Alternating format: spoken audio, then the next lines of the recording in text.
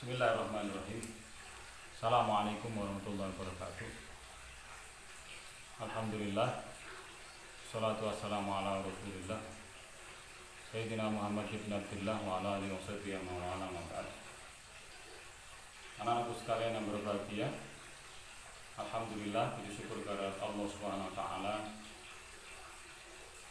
yang meskipun kita saat ini dalam keadaan yang berbeda dan tahun-tahun yang kemarin, di bulan Ramadan yang berbeda ini, alhamdulillah Allah masih berkenan memberikan hidayah, memberikan maunah kepada kita semuanya, sehingga di sela-sela kesibukan kita, di sela kehadiran kita untuk menyikapi pandemi yang berbeda dengan tahun-tahun yang kemarin, kita masih bisa beribadah, masih bisa merayakan bulan Ramadan ini dengan ibadah-ibadah yang tentunya kita berharap ibadah yang kita lakukan mudah-mudahan diterima oleh Allah Subhanahu wa taala. Amin ya rabbal alamin. Salawat serta salam semoga tetap terlimpahkan kepada junjungan kita Nabi besar Muhammad sallallahu alaihi wasallam, Nabi akhir zaman yang kita nantikan syafaatnya kelak, di mana kita harus berhadapan dengan Allah untuk mempertanggungjawabkan seluruh perbuatan-perbuatan kita di hari kiamat. Anak-anakku sekalian yang berbahagia, bagaimana kabar kalian hari ini? Bapak berharap kabar kalian baik-baik saja.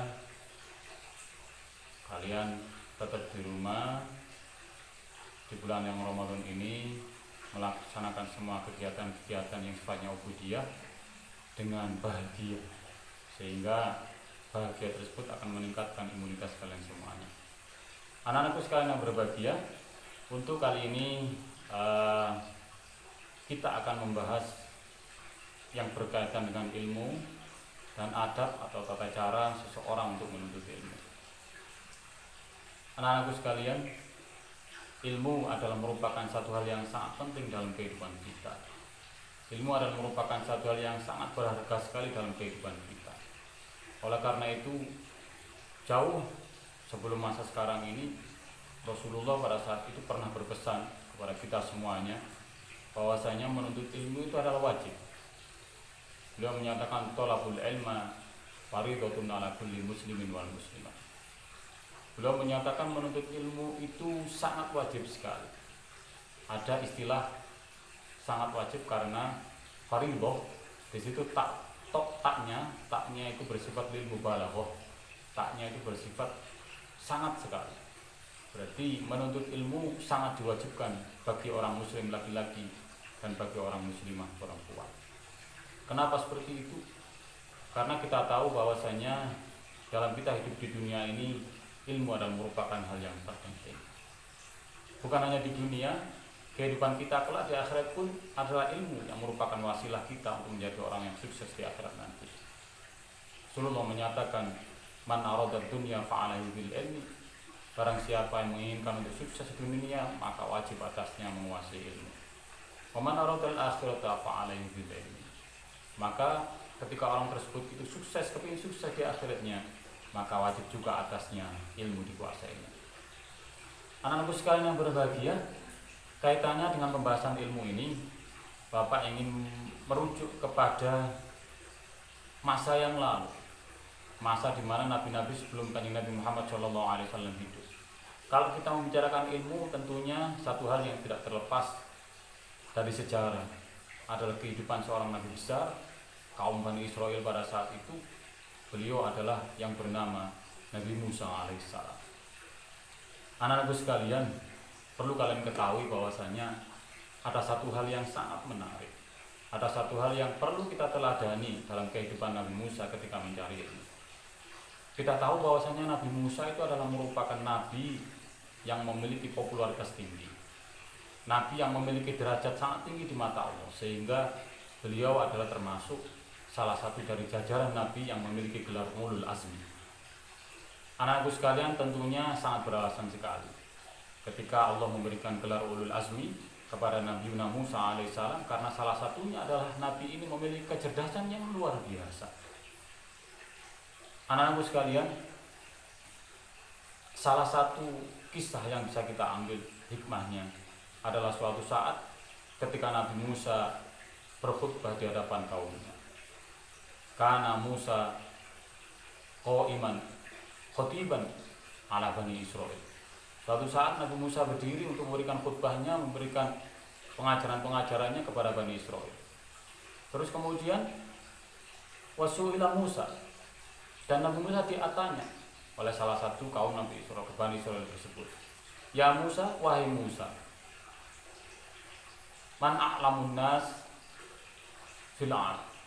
Siapa orang yang paling pintar di alam ini atau di dunia ini? Maka Nabi Musa, meskipun beliau ini seorang nabi dan rasul, tetapi beliau memiliki sifat kemanusiaan, sifat manusiawi yang muncul ketika ditanya seperti itu. Otomatis beliau menjawab, aku adalah orang yang terpintar di dunia ini. Karena Nabi Musa ini meskipun manusia biasa, beliau adalah nabi dan rasul. Saat itu juga langsung ditegur oleh Allah. Fa'atiballahu alaihi. Allah menegur Musa. Kenapa Allah menegur Musa? Karena li'allam yarji'an ilma ilaihi. Karena ilmu yang dimiliki Nabi Musa tersebut hakikatnya adalah merupakan milik Allah. Tetapi Nabi Musa mengatakan karena sifat manusiawinya muncul, mengatakan bahwasanya aku adalah orang yang terpintar. Maka saat itu Allah berfirman kepada Nabi Musa, li abdun solihun, aku memiliki abdun yang soleh, aku memiliki hamba yang soleh Musa. Siapa orang itu? Allah tidak mau menjawab. Allah hanya mau menerangkan keberadaan orang tersebut. Wahwa fi majma'il bahrain. Kamu bisa menemui orang tersebut di pertemuan kedua laut. Maka saat itulah Nabi Musa, karena ghirohnya menuntut ilmu tinggi, karena kemudian semangatnya untuk menuntut ilmu itu tinggi, maka Allah minta izin, maka Nabi Musa minta izin kepada Allah untuk menemui orang tersebut. Maka suatu saat ketika Nabi Musa bersama dengan santrinya, dalam satu kitab terangkan bahwasanya santrinya ini adalah bernama Nabi Ilyasa, yang beliau juga termasuk salah satu dari jajaran Nabi dan Rasul. Terus kemudian ketika ada pertemuan dua buah laut, Nabi Musa menemukan seseorang musajjan bitsaubin. Orang tersebut itu memakai baju, memakai jubah, pada saat itu sedang beribadah kepada Allah. Maka Nabi Musa memberikan salam kepada orang tersebut. Assalamualaikum. Maka orang tersebut menjawab, wa anna biyarjikas salam. Waalaikumsalam. Ana Musa. Orang tersebut menjawab, Musa min Bani Israil. Apakah kau Musa dari Bani Israil? Nabi Musa menjawab, na'am. Iya, saya Musa dari Bani Israil. Maka inilah satu pelajaran yang paling penting anakku sekalian. Orang yang dicari Nabi Musa itu karena dia dianggap memiliki keilmuan yang lebih dari Nabi Musa. Terus kemudian apa jawabnya? Maka orang tersebut mengatakan, ya Musa, ana min ilmillahi. Ya Musa, ana ala ilmillahi allamani hillahu lam ta'lam. Wahai Musa, aku memiliki ilmu atau aku berdiri di atas ilmu yang Allah mengajarkan ilmu tersebut kepadaku yang engkau tidak tahu. Dan sebaliknya, anta ala ilmillahi, dan engkau Musa memiliki ilmu yang diajarkan oleh Allah. Allamakahullahu lam a'lam, yang telah diajarkan oleh Allah dan aku tidak mengetahuinya. Maka dari dialog ini ada satu hubungan timbal balik. Seorang guru tidak memiliki sifat yang sombong karena dia memiliki ilmu yang lebih. Kemudian seorang murid pun juga seperti itu. Dia merasa bahwasannya dia adalah orang yang membutuhkan terhadap ilmu tersebut. Ada timbal balik sehingga ada hubungan resiprokal di situ. Anak-anakku sekalian, Nabiullah yang ketemu dengan orang ini atau yang ditemui oleh Nabi Musa ini dinamakan Nabiullah Khidir alaihissalam. Maka Nabi Musa bertemu dengan Nabi Khidir, kemudian Nabi Musa sebagai muridnya, Nabi Khidir sebagai gurunya. Padahal Nabi Musa ini mengaku bahwasannya Nabi Musa adalah orang yang terpintar di alam ini. Anak-anakku sekalian yang berbahagia, ada satu hal yang perlu kita tekankan dalam hal ini, dalam ketika kita menuntut ilmu. Ada adab atau tata cara atau tata krama ketika kita menuntut ilmu. Di dalam Tanbihul Muta'alim diterangkan bahwasannya orang menuntut ilmu itu dia bisa mendapatkan ilmu dengan sempurna ketika dia bisa memenuhi 6 perkara. La tanalul ilma illa bisittatin. Orang tidak bisa mendapatkan ilmu dengan sempurna kecuali dengan 6 persyaratan. Yang pertama apa? Yang pertama adalah dukain. Yang pertama adalah orang tersebut memiliki kecerdasan. Anak-anakku sekalian yang berbahagia, kalian semuanya memiliki kecerdasan. Kita semuanya memiliki kecerdasan. Semua makhluknya Allah memiliki kecerdasan. Pendek kata, tidak ada orang yang bodoh. Yang ada hanyalah orang atau anak yang tidak mau belajar atau malas untuk belajar. Maka dukain, cerdas ini adalah merupakan salah satu syarat yang bisa kita pakai untuk bisa mendapatkan ilmu itu dengan sempurna. Yang kedua, selain dukain, syarat yang berikutnya adalah hirsin. Hirsin ini dalam bahasa pesantren dikatakan sebagai lubo. Lubo itu apa? Lubo itu adalah semangatnya, ghirohnya untuk menuntut ilmu itu besar. Kita tidak akan bisa mendapatkan ilmu dengan sempurna tanpa ada semangat yang besar sekali untuk menuntut ilmu. Anak-anakku sekalian, syarat yang berikutnya adalah sabar. Wastibari. Kesabaran merupakan penopang yang berikutnya ketika kita menuntut ilmu. Sabarlah kalian dalam menuntut ilmu. Kegagalan dalam menuntut ilmu itu biasa. Tidak ada orang yang terlalu lancar ketika dia itu menuntut ilmu dalam kehidupannya. Pasti dalam satu sisi kehidupannya ada satu hal yang dinamakan dengan kegagalan. Tetapi perlu diingat, kegagalan itu adalah bukan merupakan aib. Kegagalan itu bukan merupakan satu hal yang sifatnya tercela. Tapi kegagalan adalah merupakan keberhasilan yang tertunda. Biasa gagal. Nah, ketika kita mengalami kegagalan, maka sabar kuncinya. Tidak bisa kalau tidak sabar. Nah, yang berikutnya, syarat yang berikutnya adalah wabulu watin. Wabulu watin ini ada biaya. Anak-anakku sekalian yang berbahagia, biaya merupakan satu hal, syarat dari beberapa syarat yang dibutuhkan oleh seorang penuntut ilmu. Tanpa adanya bulughah, tanpa adanya biaya ini, maka tentunya kita akan kesulitan untuk mendapatkan keilmuan dengan sempurna. Maka orang Jawa bilang, dalam menuntut ilmu itu ada biayanya, maka jar basuki mobil. Itu orang Jawa bilang. Jadi semua bisa terjadi, menuntut ilmu bisa kita dapatkan dengan sempurna ketika ada biayanya. Nah, anak-anak sekalian yang berikutnya, ini yang syarat yang berikutnya ini yang sekarang ini kelihatannya sedikit demi sedikit mengendor. Apa itu?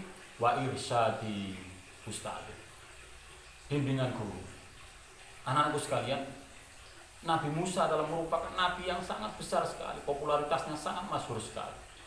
Sehingga beliau memiliki satu prestasi yang sangat luar biasa, yaitu menenggelamkan kekafiran pada saat itu. Siapa kekafiran saat itu? Kekafiran saat itu adalah kekafiran yang dimiliki oleh seorang raja besar, raja dari kaum Kipti, dinamakan Fir'aun laknatullah alaih. Tetapi toh dia ternyata juga butuh ilmu. Dia ternyata juga butuh guru yang ingin menandakan bahwasannya yang disampaikan dalam Quran, wa fawqa kulli dzi ilmin alimun, dan setiap orang yang memiliki ilmu pasti di atasnya lebih alim lagi, ada orang yang lebih alim lagi, ada zat yang lebih alim lagi. Maka tentunya Nabi Musa terkena hukum ini, sehingga beliau membutuhkan Nabi Khidir untuk dijadikan sebagai guru. Nah, anak-anakku sekalian, petunjuk atau bimbingan dari ustaz, bimbingan dari guru adalah merupakan satu hal yang mutlak kita butuhkan saat ini. Mungkin kita bisa mengakses ilmu atau mengakses satu hal yang sangat penting di gadget kita, karena kita sekarang ini zaman teknologi informasi. Banyak sekali kemudahan-kemudahan yang bisa kita dapatkan dengan one single klik. Satu sekali klik saja kita sudah mendapatkan semuanya. Tetapi perlu kita ingat, kita perlu untuk sharing dengan guru kita. Kita perlu untuk musyawarah dengan guru kita. Kita perlu untuk membahas keilmuan-keilmuan yang sudah kita dapatkan dengan guru kita, agar supaya sanad keilmuan kita tersambung dengan guru-guru kita, gurunya guru kita, gurunya guru kita, sampai kemudian kepada Rasulullah SAW. Inilah yang paling penting. Nah, anak-anakku sekalian, banyak orang yang sekarang itu merasa lebih pintar. Banyak sekarang orang yang merasa lebih bisa, apalagi dalam ilmu agama, sehingga dia seakan-akan tidak membutuhkan guru lagi. Padahal perlu kita ingat bahwasanya ada kaidah yang menyatakan man ta'allamal ilma biduni syai' fa syai'hu syai'un. Siapa orang yang belajar tanpa memiliki guru, apalagi guru agama, apalagi kaitannya dengan agama, maka jelas fasyayuhu syaitan, maka gurunya adalah setan. Kita tahu sifat setan. Setan sifatnya adalah suka menyesatkan orang lain, menjerumuskan orang lain, terutama orang-orang yang apa? Orang-orang yang memang memiliki keinginan bahwasanya tidak perlu memiliki seorang guru untuk belajar ilmu agama. Ini berbahaya sekali. Yang terakhir anak-anakku sekalian, kaitannya dengan menuntut ilmu ini adalah watuli zaman. Menuntut ilmu dibutuhkan waktu yang lama. Maka sabarlah kalian untuk menuntut ilmu. Jangan terlalu puas kalian menuntut ilmu. Karena apa? Karena kita lihat background dari guru-guru kita, baik di pesantren maupun di madrasah. Guru-guru kita tersebut memiliki track record atau memiliki cerita, memiliki sejarah ketika menuntut ilmu tersebut lama sekali waktunya. Baik dihabiskan waktunya di pondok pesantren, baik dihabiskan waktunya di bangku perkuliahan dan lain sebagainya. Sehingga ilmu yang mereka dapatkan sangat banyak dan bervariasi sekali. Oleh karena itu, lama waktunya menuntut ilmu ini adalah merupakan hal yang terakhir dari apa? Dari adab atau tata cara, tata krama kita untuk menuntut ilmu. Anak-anakku sekalian yang berbahagia, marilah kita tutup materi ini dengan satu hal yang sangat luar biasa yang dimiliki oleh salah satu khalifah. Beliau dijuluki karramallahu wajah. Mudah-mudahan Allah memuliakan wajahnya. Beliau bernama Sayyidina Ali. Sayyidina Ali ketika beliau itu memiliki keinginan untuk menuntut ilmu dan dia sudah mendapatkan seorang guru, maka beliau menyatakan, ana abdul, aku adalah seorang hamba. Hamba bagi siapa? Man 'allamanil ilma walau harfan. Aku adalah seorang hamba dari orang yang mengajarkan aku ilmu walaupun satu huruf. Kita bayangkan Khalifah Ali karramallahu wajah yang begitu pintarnya, yang begitu Rasulullah mengatakan bahwasanya aku adalah ilmu dan Ali adalah pintunya. Aku adalah kotanya ilmu dan Ali adalah pintunya. Sangat luar biasanya Sayyidina Ali. Tetapi beliau mengatakan, aku adalah hamba bagi orang yang mengajariku ilmu walaupun satu huruf. Oleh karena itu anakku sekalian, ilmu adalah merupakan sangat penting dan tata cara atau tata krama dalam menuntut ilmu itu marilah kita perhatikan sehingga kita bisa mendapatkan keilmuan yang sempurna. Anakku sekalian yang berbahagia, mungkin ini yang bisa Bapak sampaikan. Mudah-mudahan sedikit dari apa yang Bapak sampaikan ini bisa bermanfaat bagi kita semuanya sehingga keilmuan kita terus bertambah, bertambah dan barokah di hadapan Allah Subhanahu wa taala. Mohon maaf atas segala kekurangan. Allah muwaffiq ila aqwamit thoriq. Ingat, tetap sehat, tetap di rumah, jaga imun dan mudah-mudahan semuanya diridhoi oleh Allah Subhanahu wa taala. Assalamualaikum warahmatullahi wabarakatuh.